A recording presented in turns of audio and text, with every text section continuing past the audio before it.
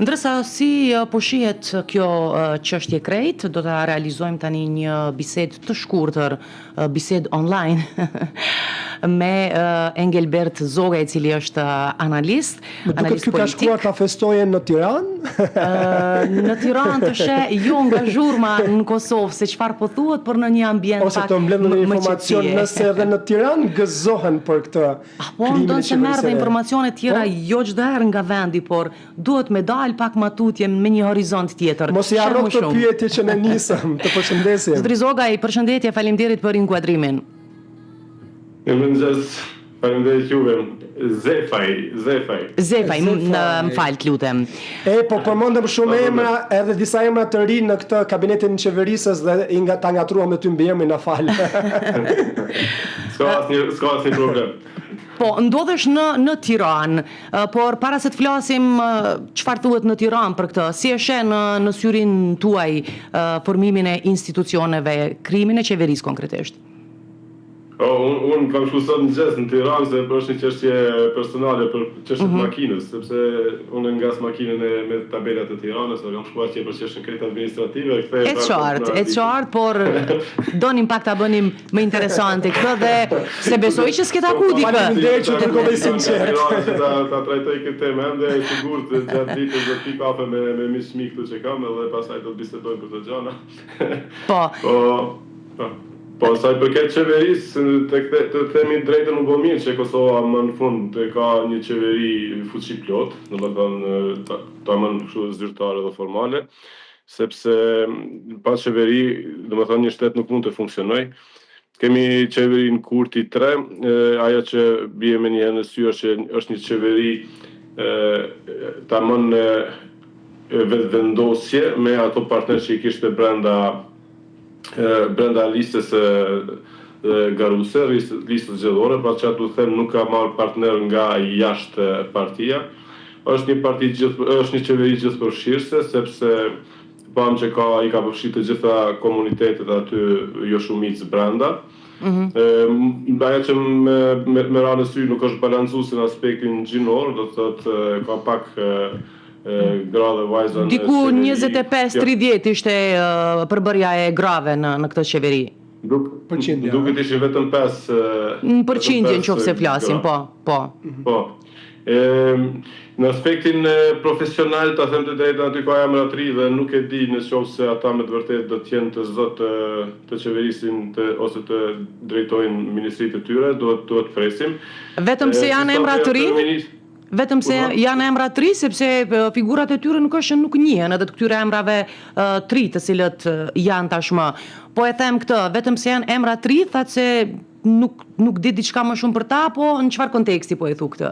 Pikërisht për ata që janë të ri, domethënë emrat që janë për herë të parë në drejtimin e ministrive, mbetet të shihet se sa do të jenë të zot me drejtu ministrinë, sepse do të të drejtosh një ministri është punë komplekse, sepse përveç detyrave programore, detyrave politikave që ka qeveria, edhe puna me njerëz dhe puna me ligje dhe me gjëra tjera që ka ato ministri janë shumë të komplikume dhe të shohim, nuk duhet të paraqikoj qysh tani. Aty ka ministrat të cilët kanë dështuar, do të thotë në këto 5 vite që kanë kaluar, por shihet që kryeministri Kurti u ka besuar prapë me udhëheq detyrën. Për kë e ke fjalën konkretisht, për cilët ministra? Për cilët ministra e ke fjalën, sepse janë disa emra të cilët kanë qenë edhe më parë. Po tash Ministria e Ekonomisë është një ministri që ka dështuar totalisht. Të thotë çdo vendim, çdo gjë që kanë ndërmarrë gjatë këtyre 4-5 viteve ka qenë dështim, sidomos në menaxhimin e burimeve energjetike. E shohim që aty ka problem, Trepsha është një resurs shumë i madh dhe nuk ka asnjë lëvizje përpara. Menaxhimi me resurse tjera natyrore, do të thotë është gjithçka ka dështu. Mund të themi se Ministria e Ekonomisë është një prej ministrive sipas meje më dështuara, pastaj edhe Ministria e Shëndetësisë është një ministri komplet të dështuar, 5 vite nuk kemi asnjë reformë.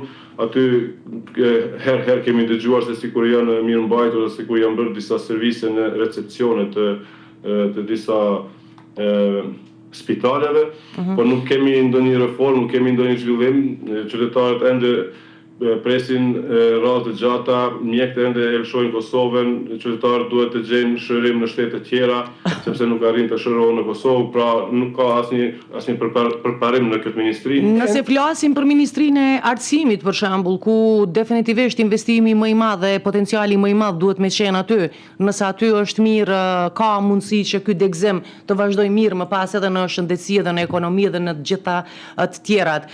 Nga Ministri i Kulturës, tashmë e kemi Ministër të Arsimit. Si e sheh? Aty duket sikur nuk kanë qenë të kënaqur me Arbrien Agacin dhe kanë ndruar me Hajrullah Qekun, po Hajrullah Qeku nuk ka arritur të bëjë asgjë as në Ministrinë e Kulturës, Rinjës dhe Sportit. Do të thotë aty për çfarë do të mbahet mend Ministri Qeku është vetëm për keq përdorimin dhe menaxhimin e keq të subvencioneve, domethënë ndarjen subvencioneve për organizata dhe njerëz që i ka pas të afërt dhe që kanë qenë klientë të vetvendosis. Por nuk mbahet mend që themi u ndërtu ndonjë stadium, apo u ndërtu ndonjë palestër, apo u bën ndonjë reformë sportive, do nuk mbahet mend që ose as nuk e kemi një teatër të ri, as nuk e kemi një pallat të koncerteve apo diçka të re në Ministrinë e Kulturës, pra nuk është shënuar asnjë sukses. Dhe tash ai kalon nga Ministria e Kulturës në Ministrinë e Arsimit, unë nuk pres që do të ketë ndonjë përparësi kjo punë, por ma thuaj një emër, të lutem, një emër që ti shkon e takon i thua punë të mbar, që e meriton nga komplet kabineti qeverisës. Sipas teje, nëse të ka befasuar për mirë, ta themi kështu.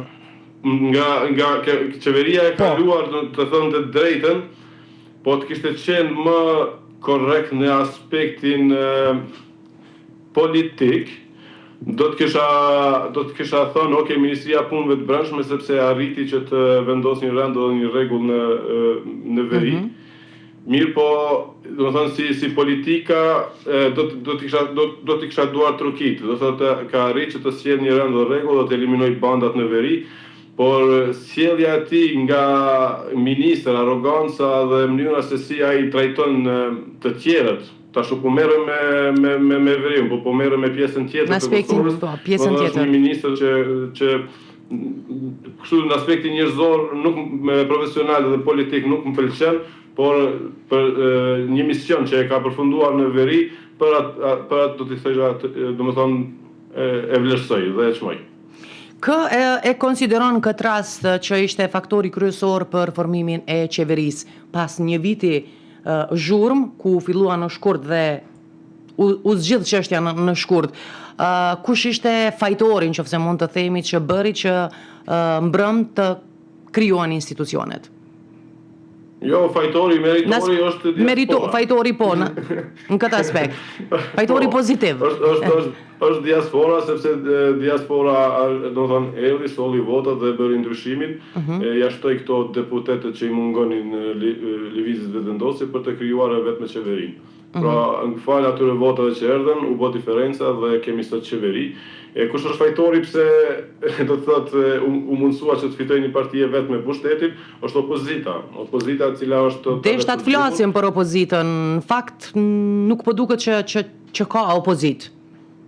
S'ka pas fare edhe mram ajo vërejtjet e më të mëdha që ndodhen mram ishte pikërisht prapë qasja e opozitës. Domethënë një qasje anemike e opozitës, pothuajse sikur kishin ardhur aty që të jenë të kujdesshëm dhe mos të rëndojnë me ndonjë fjalë Albin Kurtin dhe qeverinë e re që po krijoi.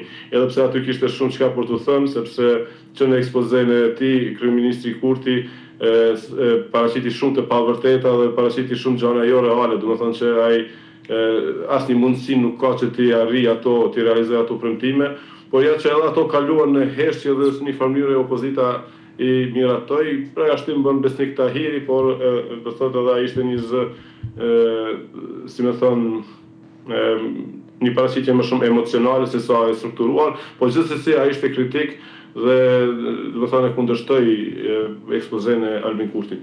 Po në 5 vitet e kaluara opozita ka pasur mjaft hapësirë, kohë dhe mundësi që të kundërshtoj qeverinë e atëhershme, sepse ka pas shumë dështime, ka pas shumë skandale, ka pas shumë probleme me korrupsion, ka pas probleme me klientelizma, me punësime të pa rregullta, probleme me policinë, probleme me prokurin, ka pas probleme në dimensionin ndërkombëtar, do thotë në diplomaci, ku Kosova nuk ka arritur të bëjë asnjë hap përpara, por vetëm mbrapa. Kemi pas probleme do thotë nuk i kemi përfituar rastet ku ne është dashur që të përfitojmë, sikur ka qenë rasti Banjska, që ne të përfitojmë nga ai rast, ta nxjerrim Serbinë keq dhe vetë të fitojmë pikë diplomatike, ka ndodhur komplet e kundërta. Po, kemi një qeveri e cila nuk e ka kryer detyrën e vet në asnjë sekond ashtu si duhet. Por që s'ka pas as kush opozita e ka lënë rahat. E ka lënë rahat dhe s'ka pas kush t'ia ndroj rrugën me një farë mënyre, ta qes në rrugë të drejtë. Zëra kritika, domethënë pati dhe sa i përket minoriteteve, por këto kritika më tepër ishin edhe këtë herë në rrjetet sociale. Po, tash na e dim që vetëvendosja e sloganin e ka pas mos shop. Sakt. Po ulqupe. Po, mos shope dhe tak futen në parlament dhe detyrën e punën e parë që e bojnë shojnë ta. Do thotë ata kanë qenë këmbgulës që në asnjë mënyrë nuk duhet lista sërbe të jetë një parti ta themi formale ose vendimmarrëse në institucionet e Kosovës.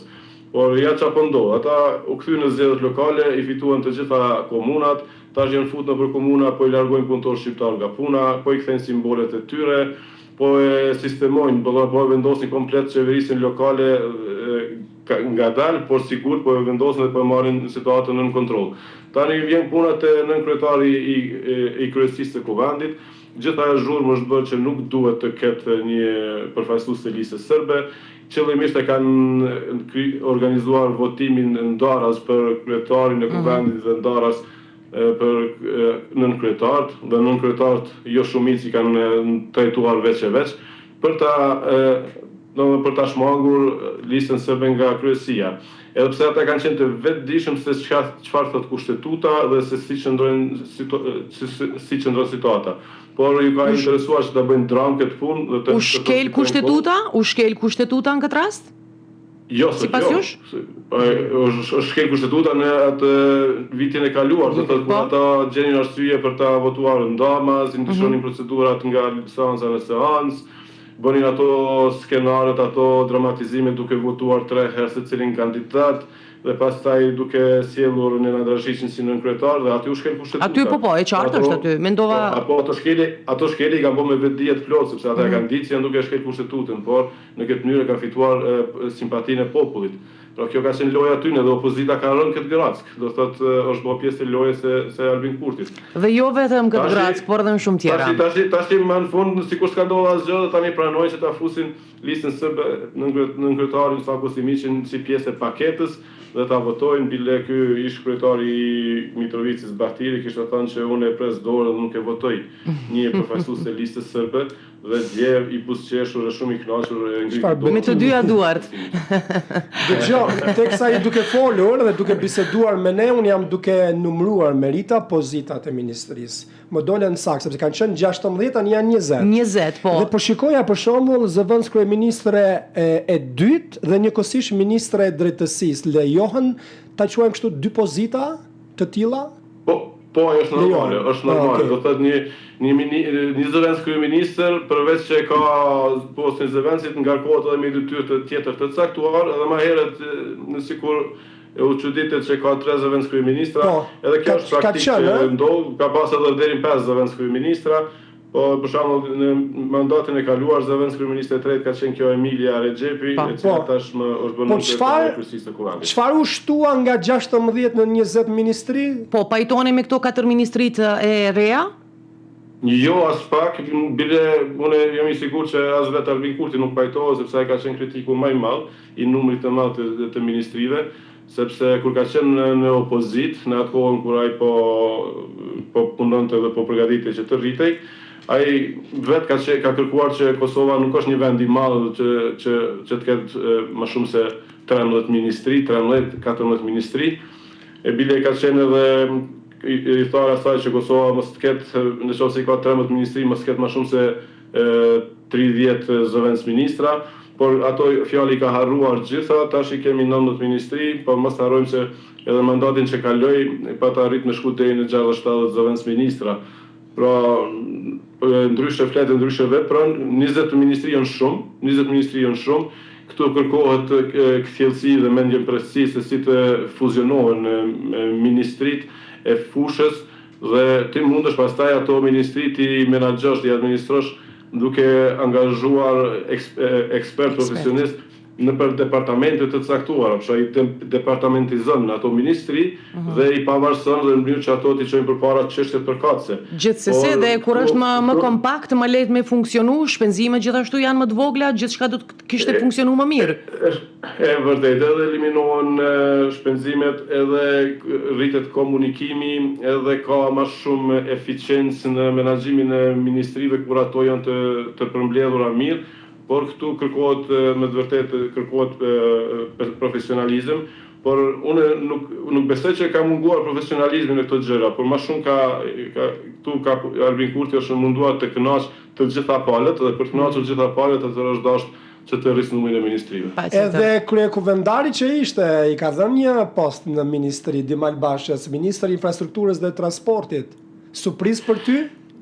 Shumë surprizë, ka thënë të drejtën, sepse ky ministri më pashëm Libun Aliun, që ishte ministri I infrastrukturës, do thotë edhe pse është prish shumë nga ai, në fakt doli që nuk arriti të realizoj as 20% të atyre që kishin premtuar. Ne shohim që për 5 vite as edhe një rrugë në gjithë Kosovën nuk është filluar dhe përfunduar. Bile nuk janë përfunduar as ato rrugët që kishin nisur më herët me qeveritë e kaluara. Pra është një ministri që kërkon shumë punë, shumë angazhim dhe ka shumë komplikime në të gjitha proceset dhe të sjellësh aty Dimal Bashën, I cili e kemi parë se sa çuçar është, do të thonë në aspektin politik. Zia e kujtohet ai momenti kur mbeti pa ulse në një ceremoni të organizuar nga KFOR. Do thotë se si e humbi kontrollin dhe nuk ishte në gjendje, do thënë të ruante personalitetin dhe dignitetin e vet në një moment shumë të thjeshtë, ku ti do thotë s'ke as pak arsye të mërzitesh. Edhe tani para mendoni ky ka marrë ja ka besuar ministrinë e infrastrukturës, e cila është një ministri ku kërkon dije, profesionalizëm, kërkon diapazon të gjerë, sepse këtu kemi të bëjmë me shumë financa, me shumë kompani, operator, kemi të bëjmë me një kontroll të madh. Po, zotri Zefaj, më fal që të ndërhyj. Përveç do me thënë që po I përmend disa emra të cilët e thoni se nuk janë të zotë në një farë mënyrë ta kryejnë punën. A mendoni se brenda strukturave të vetëvendosjes nuk ka emra më të mirë, nëse mund të themi, apo nuk është bërë përzgjedhje e duhur? Jo, ka emra në vetëvendosje që mund ta kryjnë, që të mund të marrin përgjegjësi serioze dhe të kryjnë punë shumë serioze, por ato emra janë njerëz të cilët nuk janë servil, nuk janë vazal. Pra njerëz që kryjnë punë janë njerëz që kanë dinjitet dhe janë profesionistë dhe nuk lejojnë askë që si themi ti nënshtroj.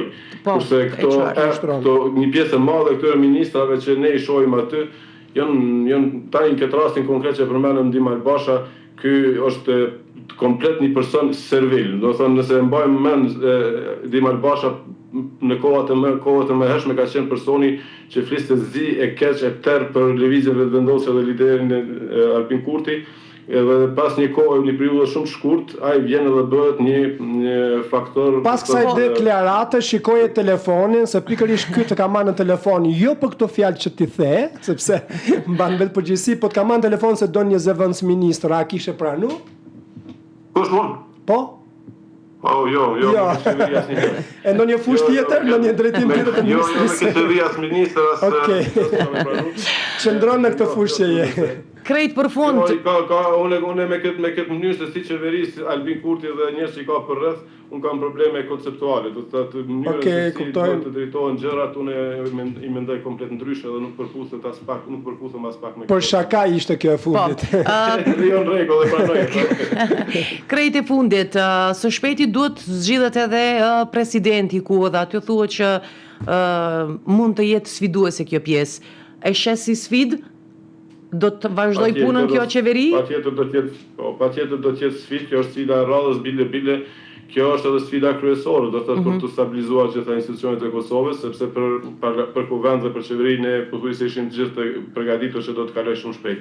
Te presidenti tash është një problem sepse për momentin presidentja Osmani, e cila ka shprehë gatishmërinë dhe vullnetin që ta marrë një mandat tjetër, ende nuk spakot ajo që kuptohet nga tereni, ende nuk I ka siguruar votat.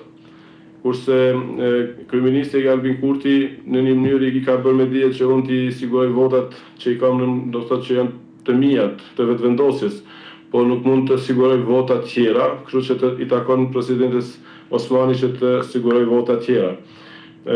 Nuk I ka siguruar ende, sipas jush? Sipas informacioneve që I kemi, nuk I ka siguruar ende. Ai ka afër bilem. Ai ka afër mi siguru bilem. Po nuk e besoj sepse ka tash dhe parti tjera po kërkojnë që të ulen me lëvizjen vetëvendosje me Albin Kurtin këtë rast dhe të arrijë një marrëveshje politike për presidentin. Dhe marrëveshje politike nuk kupton që ata të kenë hise në këtë pjesë në këtë institucion. Siç po duket Albin Kurti nuk është interesuar që të ndajë këtë hise me parti tjera opozitare. Kështu që I bie që duhet vetë presidenti Osmani të siguroj votat. A do të gjej mirë kuptim të PDK-ja dhe të LDK-ja deri në këtë moment me informacionet që kemi nuk ka arritur të gjej një mirë kuptim. Sa ka siguri që do të gjej për shembull tek LDK-ja, duke ditë edhe asaj pjesë që flitet se ekziston një afërsi goxha e madhe mes zotëri Lumir Abdixhikut dhe Vjosa Osmanit. Nga njerë sa më afër aq më lart.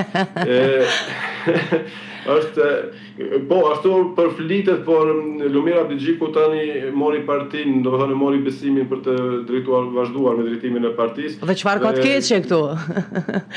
Lumir Abdixhiku është interesuar që ta forcoj lidhjen demokratike të Kosovës dhe nuk besoj që mund ta forcoj partinë duke u bërë paterice dikujt tjetër, s'pakut ashtu e shohun, sepse po të ishte në qeveri Lumir Abdixhiku, atëherë edhe ka ndonjë shpresë që partia fuqizohet, sepse duke qenë në qeveri ke kontakt me njerëz dhe në farë mënyrë realizon projekte të rëndësishme dhe qytetarë fillojnë të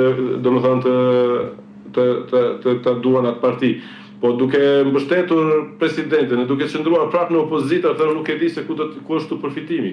Dhe duke mos pasur asnjë përfitim politik, atë s'ka edhe një arsye të mbështetet një president I caktuar. Mund të jetë ndonjë emër tjetër I propozuar përveç Vjosa Osmanit sipas analizave tuaja? Po, kjo është ajo që po mundohem ta them, domethënë edhe nëse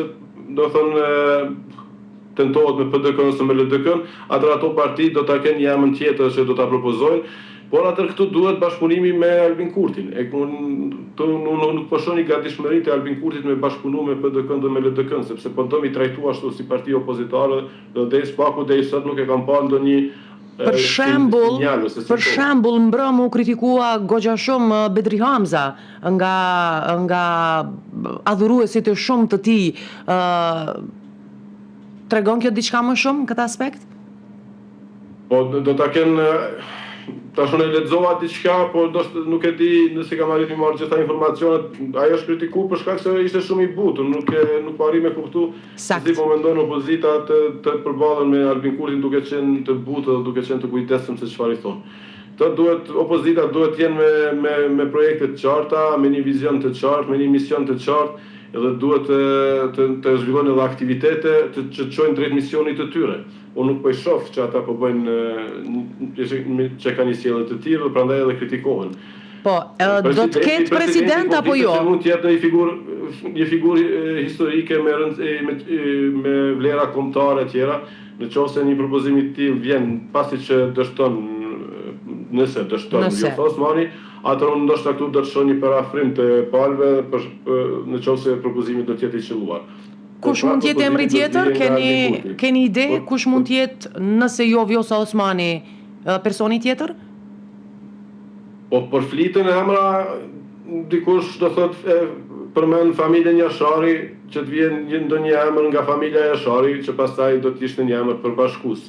Pastaj po përfliten disa emra të personaliteteve të shuara në aspektin diplomatik, që ndoshta ndonjëri prej tyre mund të jetë përbashkues, jo të gjitha emrat që janë folur mund të jenë përbashkues, por ndoshta ndonjë prej tyre mund të jetë edhe përbashkues.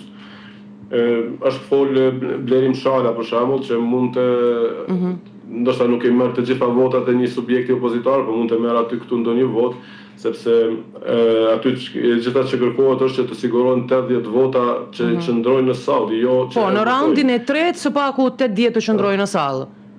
Sakt, po. Do thonë, kështu që po përflitet, po unë personalisht jam udhëtar i asaj që këto gjëra të rëndësishme për shtetin të arrihen me marrëveshje politike. Dhe unë kisha me inkuraju të gjitha partitë që të ulen të bëjnë një marrëveshje politike dhe ta ndajnë hisën dhe përgjegjësinë ta ndajnë bashkë. Sepse pastaj kushdo që të vjen president, nëse është figurë përbashkuese, atëherë edhe përgjegjësia për punën, performancën e atij presidentit është e përbashkët. Dhe urojmë që të vazhdohet kështu mbar dhe të mos na prolongohen më proceset të tjera. Marsi ja doli dhe dielli tani. Sërish vjen marsi. Ta doli dielli. Keni plotësisht drejt, nuk janë duke kuptuar sa e rëndësishme është që Kosova të ketë të gjitha institucionet stabile, sepse jemi shumë mbrapa, ne po i shohim vende të tjera fqinje janë duke ecur me hapa shumë të shpejt përpara. Edhe ato i kanë problemet e veta, por gjithsesi janë duke ecur përpara. Ne po shohim Shqipërinë me hapa gjigant drejt integrimeve evropiane, pavarësisht që ka ato problemet e veta të brendshme, por në një rënën spakut ecet përpara, e Kosova ka stagnuar në të gjitha aspektet, edhe në problemet e brendshme, edhe në problemet e jashtme, dhe duke të qenë një shtet i ri dhe i vogël, atëherë kjo na bën shumë dëm. Engelbert Zefaj, faleminderit për këto që i thatë sot në këtë paraditë. Dhe me qenë në lëvizje të them që tani për pak do të mblidhet të qeveria. Mbledhjen e parë ka. Rregulloje kerrin, vetë presim Kosovë. Faleminderit. Të përshëndesim. Pa pas ditë pra. Gjithë mirat. Gjithë mirat.